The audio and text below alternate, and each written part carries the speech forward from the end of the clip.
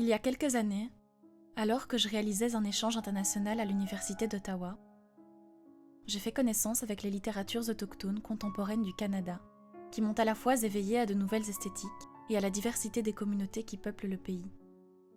Depuis lors, je n'ai eu de cesse de m'intéresser à l'histoire des civilisations canadiennes et à leur réception, à la fois par le choix de mon sujet de mémoire, qui traite de poésie missionnaire jésuite néo-latine en Nouvelle-France, par ma curiosité pour tout ce qui touche aux enjeux identitaires d'hier et d'aujourd'hui, au travers de la lecture passionnée de différentes œuvres littéraires, issues de plumes diverses et témoins de perspectives particulières.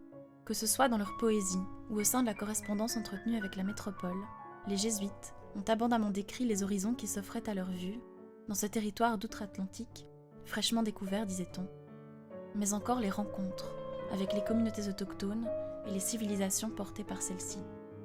Alors, j'ai voulu retourner en Nouvelle-France, pour marcher dans les pas des missionnaires qui y abordèrent il y a de cela 4 siècles, et aller comme eux, à la rencontre de ces communautés millénaires, de ces hommes qui, à en croire les récits, avaient tant à me dire. Mais contrairement aux explorateurs, apôtres et pèlerins qui m'avaient précédé, une fois sur place, je n'ai pas trouvé les hommes que je cherchais. Je n'ai rien vu de leur maison longue, et ce ne sont pas leurs langues que j'ai entendues en arpentant les sentiers et les rues. À la place, j'ai trouvé des foules, des routes, des chantiers, des chemins de fer, des échoppes, des édifices en pierre et autres bâtisses en tout genre, des drapeaux, canadiens, québécois, américains bien sûr à la frontière états-unienne, des drapeaux britanniques, sans oublier ceux des provinces, mais surtout, j'ai trouvé des églises, partout.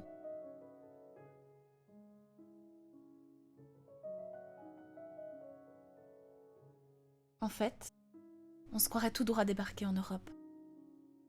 Mais alors, que s'est-il passé ici? Et surtout, comment en est-on arrivé là? Qu'est-il arrivé aux gens qui vivaient ici?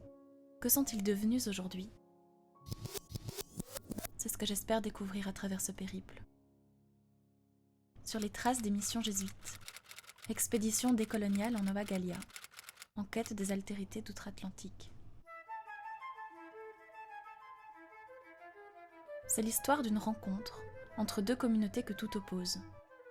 Une histoire faite de syncrétisme, entre les nouveaux venus dans un monde qui n'était pas si nouveau que ça, et les premiers peuples, qui l'habitaient déjà depuis la nuit des temps. C'est une histoire faite d'histoires au pluriel. C'est une histoire qu'on ne raconte jamais. Au commencement, la surface de la Terre était partagée entre le monde ciel et le monde mer. Entre ces 2 entités, néant. Les premiers peuples vivent en harmonie dans le monde ciel, jusqu'au jour où Yahatensik, souffrante et à la recherche désespérée d'un remède à son mal, creuse entre les racines d'un vieil arbre supposé lui fournir de quoi la guérir. Elle creuse, creuse et creuse encore, sans savoir, l'innocente, qu'elle fait naître un gouffre pour sa propre chute. Elle tombe alors depuis le monde ciel et se retrouve échouée au milieu d'un vaste océan. En proie aux humeurs des flots, elle est secourue par des oies et emmenée sur la carapace de la grande tortue. Là, la rescapée, affaiblie, fait appel à des adjuvants qui, elle l'espère, trouveront pour elle un moyen de subsister sur cette carapace stérile. Castor, loutre et rat musqué se portent volontaires pour pénétrer les fonds marins en quête d'un humble petit bout de terre à offrir à la jeune femme. En vain, c'est la grand-mère crapaud qui remonte à la surface avec un peu de terre que tous se mettent à étaler sur le dos de la grande tortue. La carapace tout entière, recouverte de terre, se métamorphose en une île immense et devient un terreau fertile et prolifique pour toute la flore qui viendra s'y épanouir. De là vient que ce que nos ancêtres européens ont désigné sous le nom d'Orbis Novus, le Nouveau Monde, avait jadis été baptisé l'île de la Grande Tortue, par ceux qui le peuplaient déjà. Le Nouveau Monde était alors vraiment nouveau qu'aux Européens, et naturellement les populations locales ne les avaient pas attendus pour découvrir leur propre continent. Ce monde-là est fait de traditions orales et de légendes. Innu, Wendat, Haudenosaunee. Certaines nations sont nomades et se déplacent au gré des saisons de chasse. D'autres sont sédentaires. Elles se regroupent dans des villages, pratiquent la culture des 3 sœurs, maïs, fèves et courges, et habitent des maisons longues, structures allongées avec une armature pouvant aller jusqu'à 60 mètres de long et abriter plusieurs ménages, entre foyers et nacelles suspendus, pour une capacité d'environ 25 âmes. Il n'est pas aisé de retracer l'histoire de peuples à une époque où ceux-ci sont analphabètes. Les seules sources dont on dispose sont l'œuvre d'historiens extérieurs à ces communautés, eux-mêmes tributaires des témoignages de contemporains des périodes retracées, empreints de représentations parcellaires et biaisées, car partiales. Aussi, je me contenterai de ne rendre compte que de quelques prudentes généralités. Imprégnées d'une philosophie qu'elles appellent « pensée circulaire », les communautés autochtones du Canada ont en commun le sentiment profond de participer à un inviolable équilibre cosmique. La notion de propriété de la terre et des ressources leur est étrangère. Elles co-occupent le territoire, mais elles lui appartiennent bien davantage qu'elles ne le possèdent. Pour les Anishinabés, c'est le Manitou qui préside à l'ordre du monde.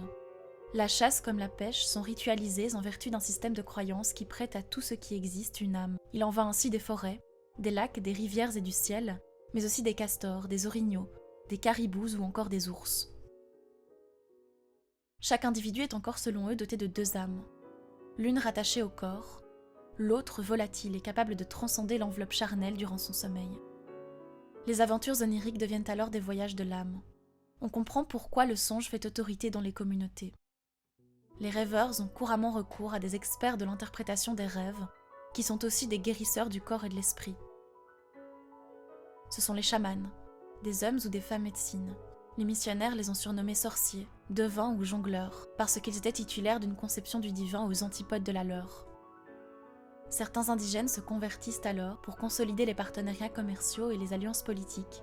D'autres encore se font baptiser à l'article de la mort, convaincus que la supériorité matérielle des pères leur vient de leur autorité spirituelle. Enfin, ces sociétés se caractérisent par un système tribal qui repose sur l'égalité et exclut les privilèges. On peut aisément imaginer le dépaysement réciproque qu'engendra la rencontre avec les nouveaux venus.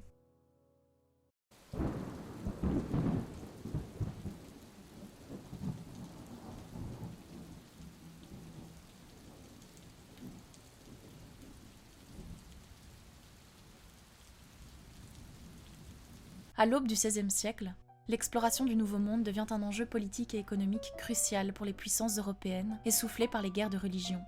Les coffres sont vides, et la quête d'un marché qui permettra de renflouer les trésors royaux se fait ressentir. Marins et cartographes s'aventurent alors vers ces contrées inconnues, en vue de développer un commerce que l'on espère aussi durable que prospère. Les pêcheurs de morues font place aux marchands de fourrures, et les échanges commerciaux s'intensifient avec les peuples nomades, habiles chasseurs et pourvoyeurs de peaux de castor et autres pelages exotiques, alors prisés par les Européens. C'est dans ce contexte que Samuel de Champlain fonde l'été 1605 un poste de commerce stratégique en Acadie, l'habitation de Port-Royal.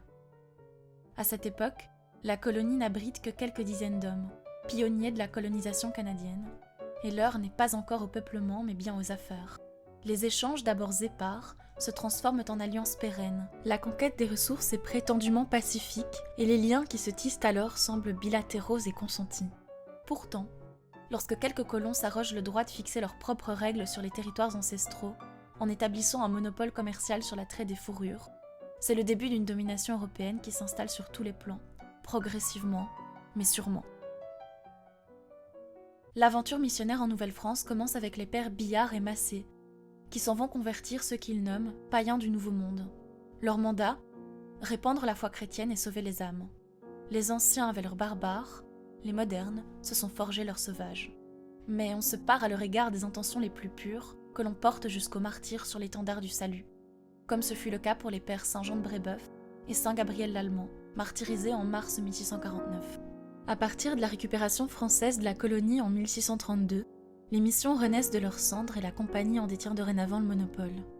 Si la première stratégie est de faire un pas vers l'autre en s'acclimatant culturellement et linguistiquement à ses hôtes pour mieux les convertir, deux expériences bien différentes de ces missions itinérantes vont ensuite être tentées par les prédicateurs.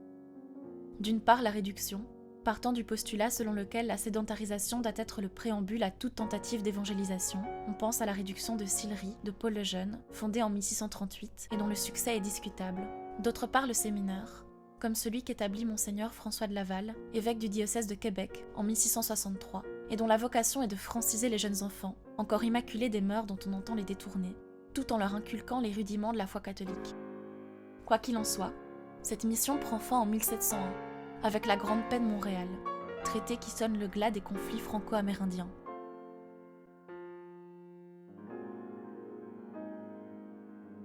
Nous sommes en 1755 en Acadie. La colonie est repassée aux mains des Britanniques depuis près d'un siècle. Les Acadiens y habitent comme des sujets de la couronne et ne pensent pas pouvoir en être délogés. Pourtant, la sentence est sans appel. Les Anglais donnent l'ordre de déporter 10 000 Français canadiens dans les colonies anglophones. Des villages rasés, des familles déchirées, leurs biens spoliés, leurs fermes incendiées. Cet épisode de l'histoire acadienne reste connu sous le nom de Grand Dérangement et laisse encore aujourd'hui une empreinte profonde dans les mémoires collectives. Mon pèlerinage au cœur du lieu national de Grand Pré m'offre l'occasion de relire avec tendresse le conte d'Évangéline de Longfellow. Devant la statue de son héroïne, symbole du destin tragique de tout un peuple, en mémoire des vies brisées commémorées par ses vers. Au cri d'Évangéline, il se réveille, il sort. De l'ombre qui l'étreint et ressaisit la vie. Dans le calme aussitôt son oreille ravie, entendit une voix comme un écho du ciel. Oui, lui dit tendrement, Gabriel, Gabriel, bénis mon bien-aimé le ciel qui nous rassemble. Avec Maëlle, nous avons rencontré Paul Lalonde à l'habitation de Port-Royal. Il nous a raconté que son ancêtre Jean Lalonde venait d'une petite ville près de Rouen en France. On a appris plein de choses sur la culture acadienne et il nous a expliqué que ce site de Port-Royal, que les descendants des colons français avaient tant à cœur, représentait leurs racines et était chargé d'une importante symbolique pour le patrimoine acadien jusqu'à nos jours. Il nous a ensuite parlé de la survivance de leur culture depuis le Grand Dérangement, notamment à travers la musique. Il nous a recommandé plusieurs groupes de rap et de rock acadien contemporains, comme Radio Radio, Peanut Butter Sunday ou encore Sluice. J'ai pris beaucoup de plaisir à les découvrir pendant ma longue traversée ferroviaire du Nouveau-Brunswick. Paul nous a finalement confié qu'aujourd'hui, l'identité acadienne est vécue comme hybride. Les gens là-bas se sont à la fois français et canadiens. Aujourd'hui, les autochtones du Canada se répartissent en 3 groupes. Les Premières Nations, les Inuits du Grand Nord et les Métis, héritiers des unions entre Européens et Amérindiens. Au XIXe siècle, la majorité anglophone domine une minorité francophone et méprise plus atrocement encore les Métis, qui ne seraient que des moitiés, des quarts, des huitièmes d'une race qui n'en est pas une. Les Métis vont pourtant s'illustrer dans la conquête de leur liberté et pour les droits des francophones, avec à leur tête le résistant Louis Riel. Alors que le pays n'est composé que de 4 provinces, Riel obtient le Manitoba pour la nation métisse en 1870. Mais de victoire en défaite, la révolte métisse est finalement écrasée en 1885 lors de la bataille de Batoche. Louis Riel est fait prisonnier et emmené à Regina pour être jugé dans une parodie de justice. Au milieu des protestations, l'adversaire politique de Riel et Premier ministre de la Confédération, John Macdonald, aurait prononcé ce verdict devenu célèbre. Riel sera pendu, même si tous les chiens du Québec aboient en sa faveur. Il est en effet condamné à mort pour haute trahison et envoyé à la potence en novembre 1885. Le paradigme de la mission civilisatrice de l'Europe se poursuit à l'égard des autochtones via l'institutionnalisation de 2 politiques assimilatrices, la réserve et le pensionnat, qui succèdent à la réduction et au séminaire. Dépossédés de leurs territoires héréditaires, des familles entières sont expropriées puis reléguées dans des réserves. 150 000 enfants sont arrachés à leur environnement familial pour être éduqués à la française, pour apprendre à parler, à s'habiller ou encore à prier comme leurs hôtes et désapprendre les usages de leur propre peuple, avec l'interdiction de s'exprimer dans leurs langues ancestrales. C'est ce système qui a abouti à une disparition certaine des langues, des croyances et des coutumes qui ont cessé d'être oralement transmises aux générations successives. C'est cette aliénation culturelle qui s'est ainsi perpétuée au fil des décennies, jusqu'à faire des peuples natifs des étrangers sur leur propre terre. Et on mesure les conséquences transgénérationnelles de cet infernal enchevêtrement de politiques assimilatrices et de violences, structurelles ou collatérales, que celui-ci a occasionné. Un taux de mortalité anormalement élevé chez les descendants des populations concernées, alcoolisme, abus de drogue, suicide. Les allochtones ont gagné. Autochtones ne représentent plus qu'1,5% de la population canadienne.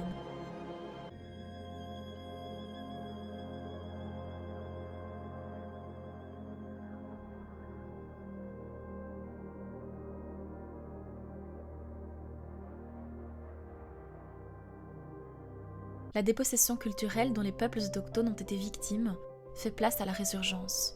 L'heure est à la croisade contre le mutisme d'une civilisation dont la littérature dominante a failli éteindre jusqu'à l'expression. La mémoire collective n'était pas morte, elle était en otage.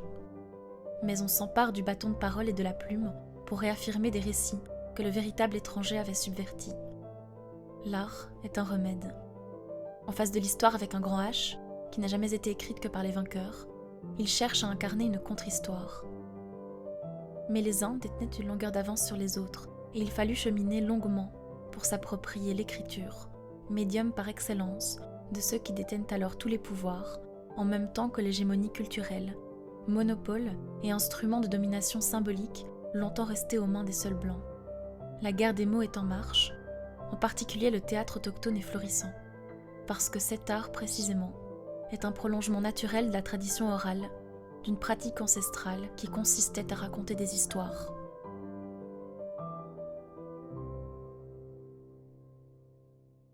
Dans les années 60, les Québécois aussi prennent conscience du poids des mesures qui les oppressent.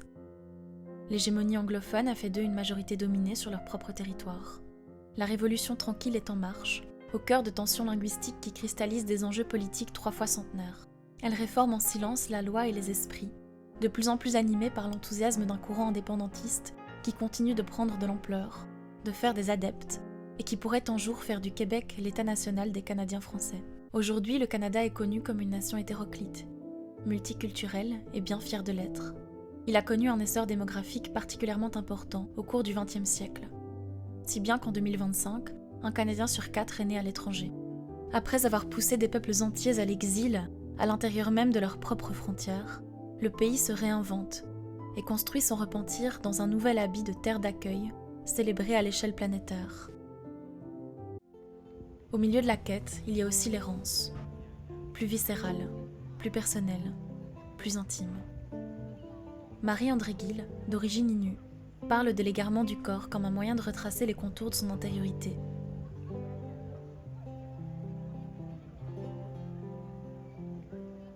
Je n'ai jamais bien compris cette conception, selon laquelle il faudrait absolument savoir d'où l'on vient et où l'on va. Je n'ai jamais vraiment su d'où je venais et je n'en porte pas plus mal. Quant à mon cap, c'est bien lorsque je ne sais pas où je vais que je me porte le mieux. Je me sens légère, entière et pleine de quiétude. Je m'en remets aux mains de l'univers. Je lui fais confiance.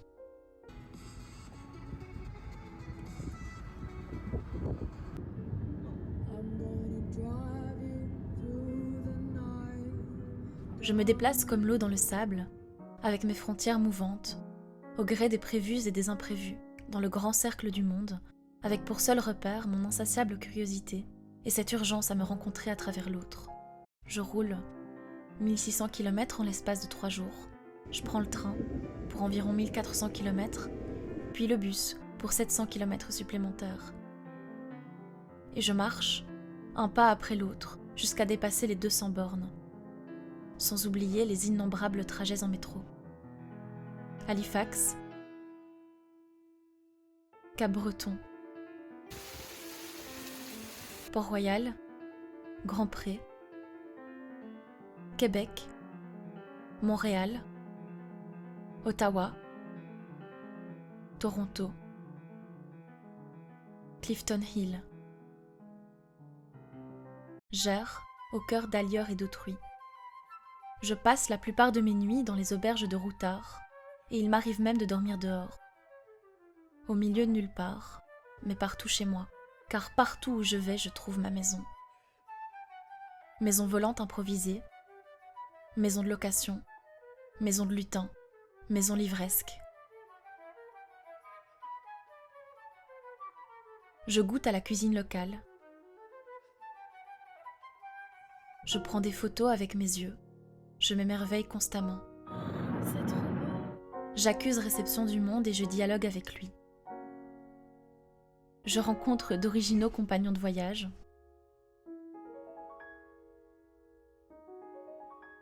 Comme mes prédécesseurs du Grand Tour, je filme moi aussi des fontaines. Des petites, des grandes et de plus grandes. Encore plus grandes. Beaucoup, beaucoup plus grandes.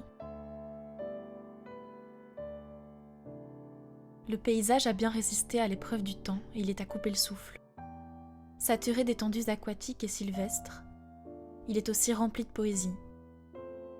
Ces prairies lui servent de cheveux. Les rivières et les fleuves sont ses artères, et les forêts ses poumons. Je leur ai demandé d'où venait l'éclipse de lune et de soleil. Ils m'ont répondu que la lune s'éclipsait ou paraissait noire, à cause qu'elle tenait son fils entre ses bras, qui empêchait que l'on ne vît sa clarté. Si la lune a un fils, elle est mariée ou l'a été, leur dis-je. Oui, me dirent-ils, le soleil est son mari, qui marche tout le jour, et elle toute la nuit. Et s'il s'éclipse ou s'il s'obscurcit, c'est qu'il prend aussi parfois le fils qu'il a eu avec la lune entre ses bras.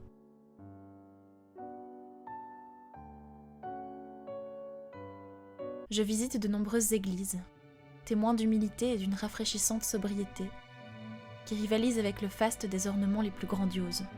Québec foisonne de culture et d'histoire. On n'a même pas besoin de la chercher, c'est elle qui vient à notre rencontre. J'y découvre une basilique pleine de majesté, et je reste de longues heures dans ce lieu de culte, pour un moment de contemplation et de gratitude. Dans les espaces plus urbains, le quadrillage des villes m'ensorcelle. La vie se structure en blocs, tel le rayonnage d'une grande bibliothèque. Je contemple 1000 lumières qui éblouissent mes oreilles et me crient dans les yeux. Je fuis la saturation du bruit et des images pour trouver un refuge dans le miroir de ma solitude. Je négocie, entre ancrage et voyage, et me laisse gagner, purger par l'introspection. Le crépuscule de cette ambre se rapproche et le paysage revêt ses couleurs d'automne. J'épouse doucement la fin de mon aventure. J'ai exploré l'immense carapace de la grande tortue qui me portait sur son dos, pour mettre à l'épreuve mes certitudes et me repaître du champ des possibles. Et je ne me suis jamais sentie autant moi-même que nomade, avec mon sac à dos pour seul et unique compagnon de voyage. J'ai gagné, au cours de mes pérégrinations, de trouver les miens. Des gens qui avaient pour moi l'allure hospitalière de frères et de sœurs, éparpillés dans l'enceinte du monde, et des gages d'amitié dans lesquels, errante, j'ai trouvé mon foyer. De cette aventure, je retire que mon identité elle-même est la plus grande des voyageuses, et que les frontières ne sont qu'une fiction qui sépare deux paysages semblables. Merci à Maël d'avoir été mon compagnon de route en Nouvelle-Écosse, et à Victor de m'avoir offert à Montréal une parenthèse de chez nous, à un moment du voyage où j'en avais tant besoin.